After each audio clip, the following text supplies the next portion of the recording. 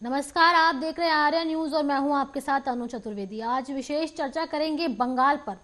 देश में चुनावी बिगुल बज चुका है। लोकसभा चुनाव 2024 के लिए तृणमूल कांग्रेस ने अपने उम्मीदवारों की लिस्ट जारी की है। पार्टी की इस लिस्ट में कुल 42 उम्मीदवारों के नाम हैं। कूच बिहार लोकसभा सीट से जगदीश चंद्र बसूनिया को उम्मीदवार बनाया गया है। बहरामपुर से क्रिकेट के दिग्गज यूसुफ पठान को टिकट दिया गया है, जो मुमकिन है कि अधीर रंजन चौधरी के खिलाफ चुनावी मैदान में होंगे। टीएमसी ने कूच बिहार लोकसभा सीट से जगदीश चंद्र बसूनिया को उम्मीदवार बनाया है। अब उम्मीदवारों के ऐलान के वक्त लोगों की निगाहें बशीरहाट लोकसभा सीट पर थी, क्योंकि जिस संदेश खाली इलाके में हंगामा मचा था वो इलाका इस लोकसभा क्षेत्र के अंतर्गत आता है।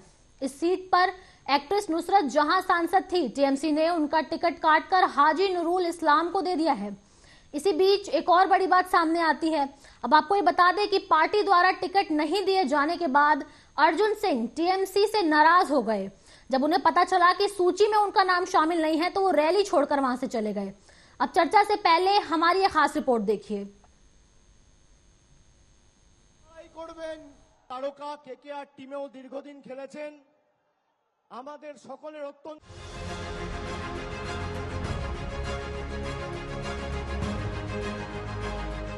तृणमूल कांग्रेस राष्ट्रीय महासचिव और सांसद अभिषेक बनर्जी कोलकाता में पार्टी द्वारा आयोजित ब्रिगेड जनसभा के लिए कार्यक्रम स्थल पर पहुंचे। तृणमूल ने ब्रिगेड परेड ग्राउंड से 2024 का चुनावी अभियान शुरू किया। तृणमूल सांसद अभिषेक बनर्जी ने कहा कि मैं इस ब्रिगेड रैली से भाजपा को कहना चाहता हूं कि जनगण का गर्जन, बंगाल से विरोध का विसर्जन। আমরা বিজেপিকে বলছি, বাংলা বিরোধী আজকে যে কর্মসূচি আমরা ঘোষণা করছি বা করতে চলেছি মমতা বন্দ্যোপাধ্যায়ের হাত ধরে, সেই কর্মসূচির নাম জনগণের গর্জন, বাংলা বিরোধীদের বিসর্জন। আর বাংলার গর্জন কি? আমি ভাইদের, সহকর্মী মায়েদের সবাইকে বলবো, একবার আওয়াজ তুলে এমন আওয়াজ তুলুন যাদের এদের মেরুদণ্ড কেঁপে যায় আর দিল্লির বুকে। वहीं पश्चिम बंगाल की मुख्यमंत्री ममता बनर्जी कोलकाता में आयोजित ब्रिगेड जनसभा के लिए ब्रिगेड परेड ग्राउंड पहुंची। तृणमूल कांग्रेस ने ब्रिगेड परेड ग्राउंड से 2024 के चुनाव अभियान की शुरुआत। একটা নতুন জিনিস দেখতে পাবেন। 42টা কনস্টিটিউয়েন্সিতে 42টা ক্যান্ডিডেট নিয়ে আমি এই র্যাম্পে হাঁটবো। অর্থাৎ এই জিনিস আগে আপনারা কখনো দেখেননি। অপেক্ষা করুন তার জন্য। चुनावी माहौल के बीच पश्चिम बंगाल की मुख्यमंत्री ममता बनर्जी ने ब्रिगेड परेड ग्राउंड में कहा कि पश्चिम बंगाल में तृणमूल कांग्रेस अकेले लड़ेगी। देश किस दिशा में चलेगा ये बंगाल तय करेगा। बंगाल ही देश को रास्ता दिखाएगा। तृणमूल कांग्रेस राष्ट्रीय महासचिव सांसद अभिषेक बनर्जी ने 42 लोकसभा सीटों के लिए तृणमूल कांग्रेस के उम्मीदवारों की लिस्ट जारी की है। और बताते चले कि बरहमपुर में टीएमसी के उम्मीदवार पूर्व भारतीय क्रिकेटर यूसुफ पठान होंगे और कृष्णनगर से टीएमसी के लोकसभा सीट की उम्मीदवार महुआ मोइत्रा होगी। तृणमूल कांग्रेस राष्ट्रीय महासचिव और सांसद अभिषेक बनर्जी ने 42 लोकसभा सीटों के लिए तृणमूल कांग्रेस के उम्मीदवारों की लिस्ट जारी की है।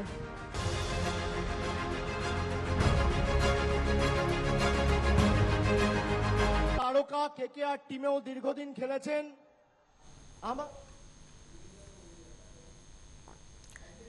तो आपने देखी हमारी ये खास रिपोर्ट, जिसमें कि ममता बनर्जी ने, टीएमसी ने अपने 42 उम्मीदवारों की सूची जारी की है और जिसमें इस बार बंगाल की सियासत ने एक नया मोड़ ले लिया है। अब देखने वाली बात ये होगी कि इसमें जीत किसकी होगी।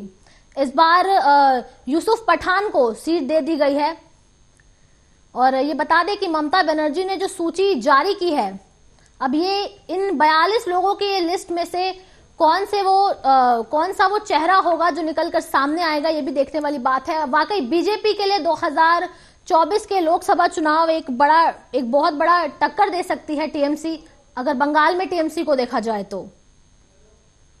अब आपको बताते चले कि बरहमपुर से यूसुफ पठान को दे दी गई है सीट और ये मुमकिन है कि अधीर रंजन चौधरी के खिलाफ ये खड़े हो सकते हैं मैदान पर। और तमाम उम्मीदवारों की नजर जो बशीरहाट सीट पर थी, अब वो ही सीट नूरुल इस्लाम को दे दी गई है। उस संदेश खाली की सीट बशीरहाट की सीट को दे दी गई है, जिसके पास जो संदेश खाली के जिसके अंतर्गत संदेश खाली आता था, और वहां पर एक वक्त पहले एक हंगामा था। और अब देखने वाली ये बात होगी कि ये जो संदेश खाली का जो हंगामा था और इस संदेश खाली का जो मुद्दा था, ये नियंत्रित होता है कि नहीं, ये भी देखने वाली बात होगी। पर एक लोकसभा 24 के चुनाव के लिए एक बहुत बड़ी पीएम मोदी को एक बहुत बड़ी चुनौती मिल गई है। अब आपको बता दें कि ममता बनर्जी ने अकेले चुनाव लड़ने का निर्णय किया था। वो कांग्रेस के साथ गठबंधन में या फिर इंडिया गठबंधन का हिस्सा नहीं रहना चाहती थी, जिस पर मल्लिकार्जुन खड़गे ने भी फिर दोबारा एक बार बोला है कि दरवाजे सबके लिए खुले हैं। यानी कि वो ये संकेत देना चाहते हैं ममता बनर्जी को कि वो कभी भी आकर के उनकी पार्टी को ज्वाइन कर सकती हैं। एक बहुत बड़ा संकेत है कांग्रेस की तरफ से। लेकिन ममता बनर्जी ने निर्णय ले लिया है कि अब वो सिर्फ और सिर्फ अकेले चुनाव लड़ेंगी और अकेले के चुनाव पर इस पूरे चुनाव को जीतेंगी। यहां तस्वीरों के माध्यम से हम आपको दिखा रहे हैं वो 42 उम्मीदवार जिसे ममता बनर्जी ने ग्राउंड में उतारा है इस बार। अब देखने वाली बात होगी कि ये चुनाव कैसा होता है। पक्ष और विपक्ष का प्रत्यारोप एक दूसरे पर चलता हुआ नजर आ रहा है। इसी बीच नए नए उम्मीदवार हर पार्टी से निकाले जा रहे हैं, लेकिन ये सोने का सिक्का किसके हाथ लगेगा, ये देखने वाली बात होगी। यहां तस्वीरों के माध्यम से हम आपको डायरेक्ट दिखा सकते हैं। अब इसी विषय पर हमारे साथ संवाददाता ज्योतिर्मय जी संवाददाता पश्चिम बंगाल से मौजूद हैं, उनसे वार्तालाप करेंगे, जानेंगे पूरा विषय।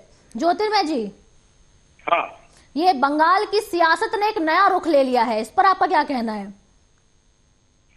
देखिए, आज वो ब्रिगेड पैरेड ग्राउंड में टीएमसी का जो रैली था, उसमें एक नया कुछ दिखाई दिया है उनका समर्थकों को। क्या वो जो ब्रिगेड का मंच हुआ था उसमें से 330 फुट चारी तरफ से एक रैंप बना गया था। ममता बनर्जी एंड अभिषेक बनर्जी दोनों ही वो रैंप पर जाते जाते को उनको जो बोलना है समर्थकों के लिए उन्होंने बोला है। पर ज्योतिदा जी, एक ये 42 उम्मीदवार उतारे हैं इन्होंने, तो 42 उम्मीदवार एक बहुत ही बड़ा नामांकन है। वाकई बंगाल में बीजेपी के लिए एक ये चैलेंज हो सकता है, 42 उम्मीदवार उतारे हैं।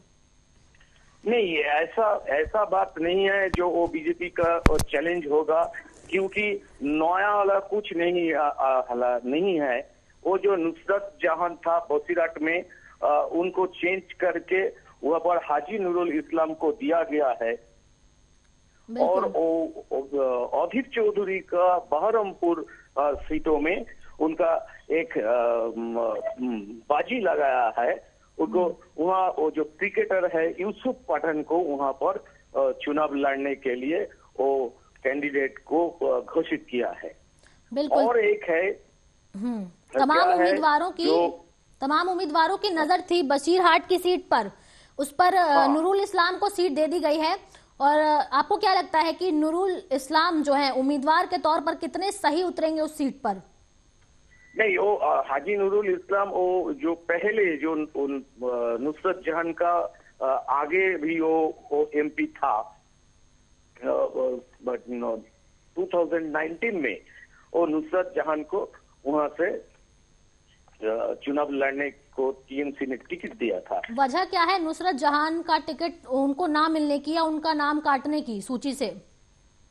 हाँ, नहीं, वो क्या है, वो वहां पर संदेश खाली को जो क्षेत्र है वो भी है, लेकिन वो जो एमपी वहां का है वो 2 महीने की अंदर उनका जाने का टाइम नहीं मिला है।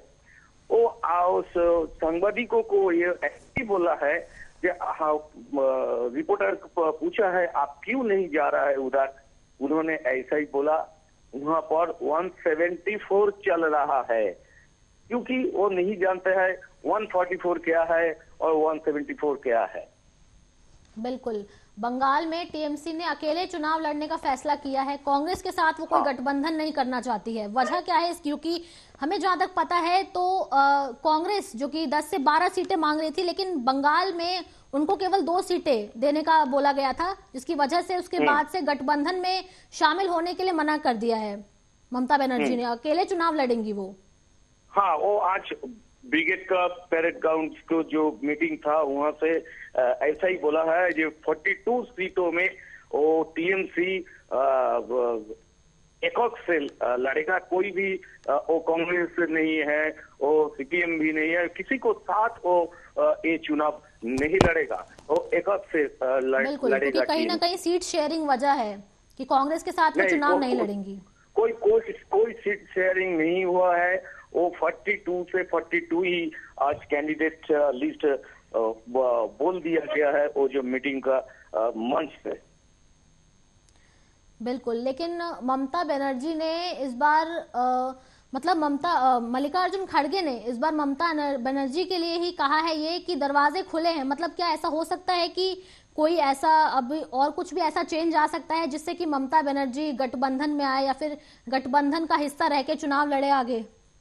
ऐसे आसार नजर आ रहे हैं। गठबंधन का और तो कोई बात ही नहीं है, क्योंकि आज का मीटिंग से वो 42 कैंडिडेट ऑलरेडी कैंडिडेट घोषित किया है।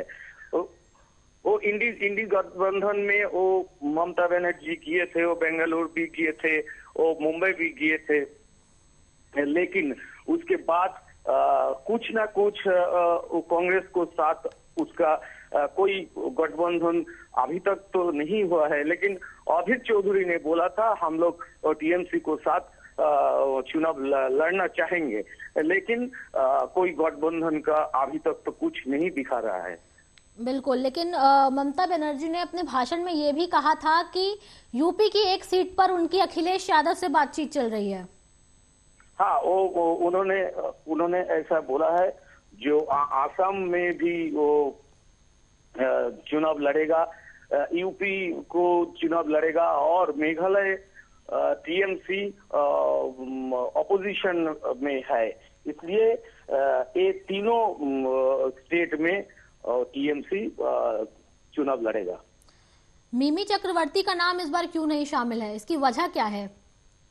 नहीं, वो मिमी चक्रवर्ती ने वो पहले तो 2 सप्ताह पहले वो कुछ बात बोले थे ये ऐसे नहीं चलेगा, क्योंकि वो काम नहीं कर पाता है, पार्टी में रहकर वो काम नहीं कर रहे पर, इसीलिए उनको ऐसा हो सकता है उनको टिकट नहीं दिया गया है। वो टाइम भी नहीं देता है सेंटर जो जहां पर से वो जादवपुर लोकसभा केंद्र से वो पिछले वर्ष 2019 में चुना गए थे, लेकिन वहां पर ऐसा कुछ खास काम नहीं किया है और टाइम भी नहीं दिया है वो लेकिन फिर ऐसे तो महुआ मोइत्रा को भी नहीं देनी चाहिए थी, क्योंकि कुछ वक्त पहले उनकी सांसदी बहाल होने पर सवाल खड़े करे गए थे, कैश फॉर क्वेरी के मामले में फंसी थी वो। नहीं, महुआ मोइत्रा का बात अलग है, क्योंकि वो सेंट्रल का बीजेपी उनको टीएमसी बोलता जाता है, ऐसा जो उनको प्रेशर करके लोकसभा से बाहर कर दिया। इसलिए ये एक चैलेंज लिया है टीएमसी ने, जो महुआ मोइत्रा को लोकसभा से बाहर कर दिया, इसलिए वो वहां से पहले नहीं सेकंड चांस है उनको चुनाव लड़ने के लिए। ममता बनर्जी ने अपने भाषण में अभिजीत गंगोपाध्याय का जिक्र किया है और उन्होंने ये बोला है कि भाजपा के कुछ एजेंट हैं जो टांग अड़ा रहे हैं इस चुनाव में। तो क्या आपको लगता है कि भाजपा इस चुनाव में भाजपा के एजेंट बन के आए थे अभिजीत? नहीं, वो ऐसा ही बोल रहे थे जे हम लोग पिछले कुछ महीने पर से हम बोल रहा है ये अभिजीत गांगुली जो हाईकोर्ट में जो डिक्लेरेशन दिए थे वो अच्छा नहीं था। उनका मन नहीं है कि वो बोला है ममता बनर्जी और उनका पार्टी बोला है कि वो बीजेपी का एजेंट की तरह काम कर रहा है। लेकिन अभिजीत गांगुली जिस टाइप वो जस्टिस का उस टाइम उन्होंने बोला था ये क्या है, एक भ्रष्टाचार किया है इसलिए ऐसा राय है। तो मतलब लेकिन सुकांता मजूमदार को एक बड़ी टक्कर मिल सकती है टीएमसी से। हाँ, वो सुकांत मजूमदार को जो क्षेत्रों में एक मिनिस्टर को कैंडिडेट खड़ा किया है, उनका नाम है विप्लव मिश्र। उनको उधर से चुनाव लड़ने के लिए वो टिकट दिया है, वो सुकांत मजूमदार का जो बालूरघाट सीट है। ज्योतिदा जी, मैं ये भी देख रही हूँ कि जैसे जैसे लोकसभा चुनाव नजदीक आ रहे हैं, पीएम मोदी कई जगह रैलियां कर रहे हैं और उन रैलियों के वक्त वो कुछ मुख्य बातें ऐसी बोलते हैं जो कि जनता को छू जाती है।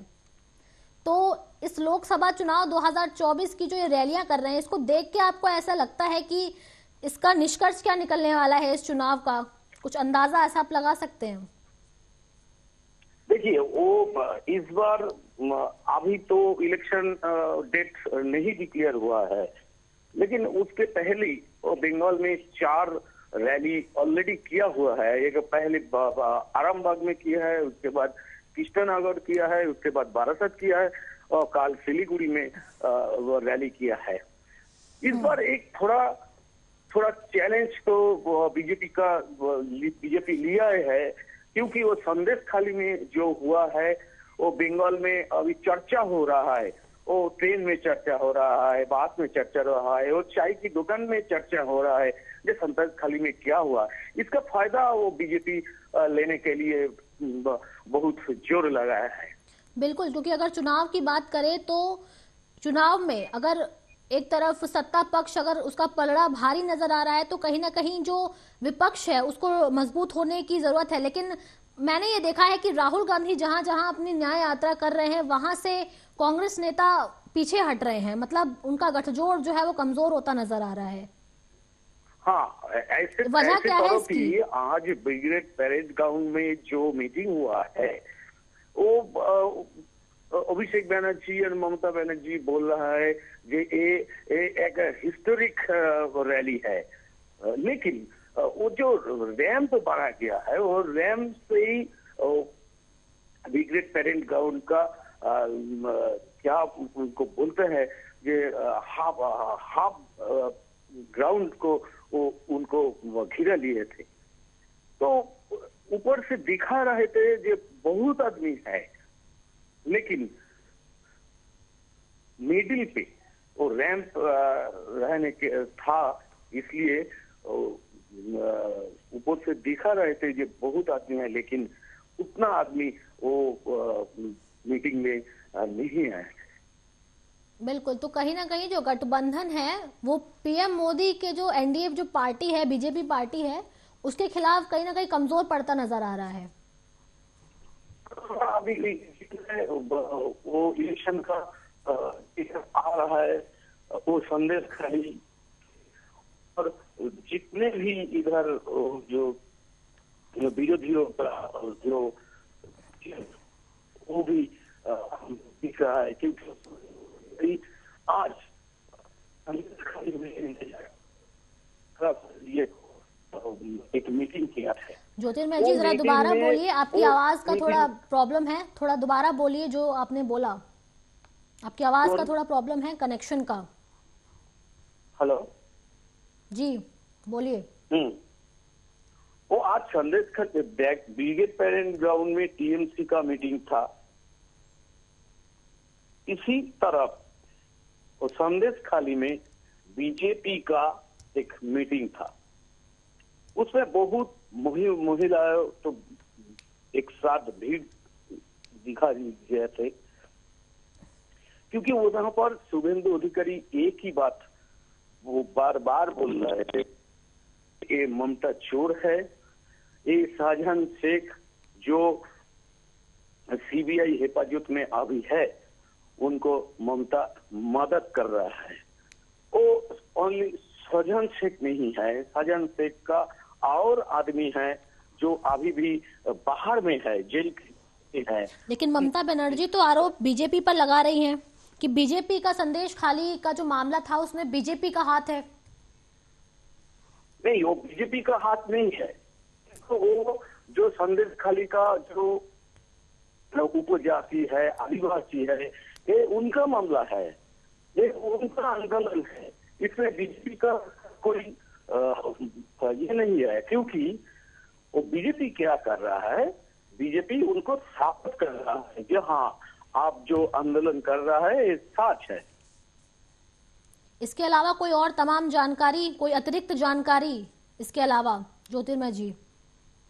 संदेश खाली का और ब्रिगेड पेरेंट का, संदेश खाली का कोई और इससे अतिरिक्त जानकारी, इन 42 उम्मीदवारों के अलावा कोई और इसी मुद्दे पे कोई और तमाम जानकारी जो आपको पता हो? नहीं, अभी तो कोई नहीं है।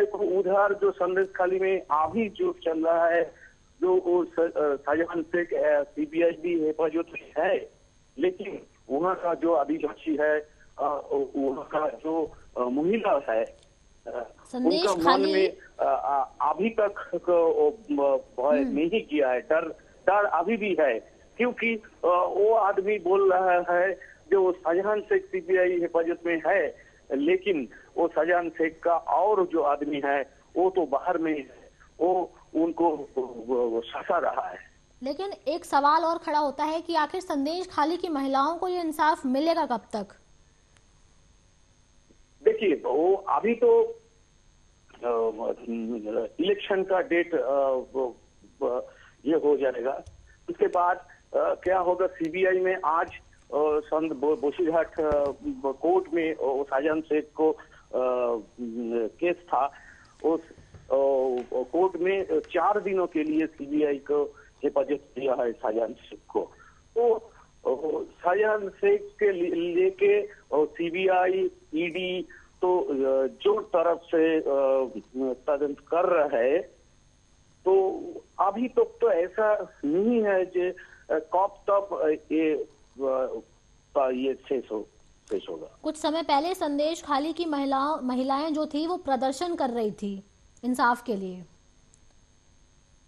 तो हाँ, वो तो आपको इसमें क्या लगता है कि वो ऐसा नहीं है, अगर उनको इंसाफ आज नहीं मिला, आज भी हुआ है, वो यस्टरडे भी हुआ है और टुमारो भी होगा, लेकिन अगर उनको इंसाफ नहीं मिला तो ये प्रदर्शन चुनाव तक चलेगा, हो सकता है चुनाव तक चलेगा। हाँ, चुनाव, हाँ चलेगा। ऐसा ही वहाँ का जो नारी शक्ति है, वहाँ का जो महिला है, वहाँ का जो आदिवासी महिला है, वो तो ऐसा ही बोल रहा है कि जितने टाइम पर इंसाफ नहीं मिलेगा उस दिन तक हमारा ये जो आंदोलन वो भी जारी रहेगा।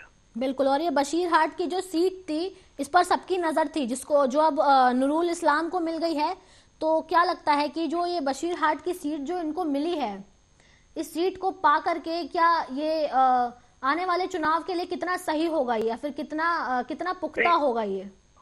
हाँ, आने वाले जो चुनाव है वो आज शुभेंदु अधिकारी और डॉक्टर ये मजूमदार जो यहाँ का राष्ट्रीय अध्यक्ष है बीजेपी का बंगाल का, डॉक्टर सुकांतो मजूमदार, उन्होंने बोला है कि वो बशीरहाट जो सीटें है वहाँ पर जयी होने से संदेश खाली से 1 लाख वोट मिलना चाहिए। तो 1 लाख वोट मिलना होगा तो ये बशीरहाट से बीजेपी जीत जाएगा। तो अभी ऐसा ही चल रहा है, वो प्रोसेस चल रहा है। वहाँ का जो नारी है, वहाँ का जो बीजेपी सपोर्टर्स है, उनको उस प्रोसेस चल रहा है जो ये बशीरहाट जो केंद्र है, यहाँ से बीजेपी का जो जीत हो सकता है। क्योंकि और एक बात पास में है, क्योंकि ये जो हाजी नूरुल है वो 2014 में वहीं से ही वो चुनाव जीते थे, लेकिन जो नुसरत जहां जैसा चल रहे थे, उनका क्या बोलता है, उनका मैरिज, उनका नुसरत जहां को टिकट ना देने की वजह क्या है? हाँ, वजह क्या है आखिर उनको टिकट ना देने की? नहीं, वो टिकट ना देने का ऐसा है क्योंकि वो जो बशीरहाट है वो मैक्सिमम पिछले पड़ा वो जो आदिवासी है उनको वो संख्यालघु जो बोलता है मुस्लिम वोट है, लेकिन मुस्लिम आदमी जो है वो नुसरत जहां को नहीं पसंद कर रहे थे वह, क्योंकि नुसरत का जो काम चल रहे थे उनका जो मुंह से जो बात कर रहे थे वो अच्छा नहीं था। उनको वहाँ का जो मुस्लिम है उनको वो नहीं पसंद है। ये सकता है कि इसलिए जो नुसरत को वहाँ से हटा गया है। बिल्कुल, लेकिन अगर बात अब उत्तर प्रदेश की एक सीट पर की करी जाए जो कि टीएमसी जो कि अखिलेश यादव से बातचीत चल रही है, तो आपको क्या लगता है कि उन दोनों के बीच जो मंथन चल रहा है क्या रंग लाएगा? मतलब क्या वो एक सीट जो है उसकी टीएमसी की जो एक सीट है क्या वो मिलेगी उसे? एक सीट कहाँ का? उत्तर प्रदेश की बात जो कि अखिलेश यादव से ममता बनर्जी ने कहा है सभा को संबोधित करते हुए कि उनकी बातचीत चल रही है अखिलेश यादव से। हाँ, वो आज मीटिंग में ऐसा ही बोला है, लेकिन सीधा बात यही है, जो बंगाल आके वो अखिलेश यादव का कोई कैंडिडेट यहाँ पर खड़ा होगा तो यहाँ से वो अखिलेश कैंडिडेट वो जीतेगा क्या? नहीं जीत पाएगा, क्योंकि इधर उस सपा का कुछ जोर नहीं है। यहाँ पर कोई अखिलेश का कोई एक्शन भी नहीं है, इसलिए वहां पर टीएमसी जाके जीतेगा। क्या होगा ये अभी तक तो नहीं कोई खबरें है, लेकिन लूज होने का चांस ज्यादा है। चलिए ठीक है, इसके अतिरिक्त कोई जानकारी है आपके पास? किसका? इसके अतिरिक्त कोई जानकारी आपके पास, इस जो उम्मीदवारों की सूची जारी हुई है इसके अतिरिक्त कोई जानकारी आपके पास है? वो देखिए, वो जो सुदीप बंदोपाध्याय है, उत्तर कोलकाता का सुदीप बंदोपाध्याय को लेके वो टीएमसी दल में ही विभेद था। वो कुणाल घोष जो है मुखपत्र और टीएमसी का मुखपत्र, उन्होंने वो